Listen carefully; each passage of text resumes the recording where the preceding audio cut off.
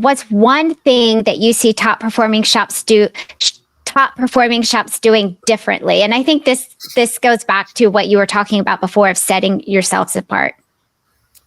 I would say the one thing that I see shops that I believe they should be doing differently, and I see the most successful shops. So if I was to look at the shops that I feel are like the people I look up to that are the best, right? Like Michael and Kyle Bradshaw and their family at K&M Collision, right? Tim Papp, Dean Massanemi and his sons, Dan and Dean, in New Jersey, and Jerry McNee. And I could give you a list of shops that I just hold on a pedestal and I respect and I just have mad appreciation for.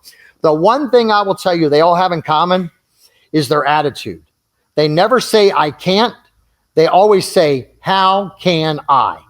How can I get paid or reimbursed for doing safety inspections? Not I can't. It's their attitude.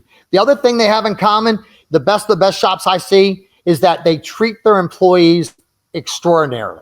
They really treat their team well, whether it's benefits, time off, the way they speak to them. And they also invest in their people. They invest in sending people to training, and really they invest in culture. So that would be some of the things I said. Now, if you're talking about body shop specific things, the shops that I see that are most successful really give an extraordinary customer experience, like the way they answer the phone, the way they greet the customer, and they really get the customer educated on the front end in regards to what a safe and proper repair is. And if I was to throw out one or two other things, is that they embrace technology. They don't complain about it. They don't complain about how bad it is. They're not conspiracy theorists, but they actually embrace it and they learn to use it to their advantage.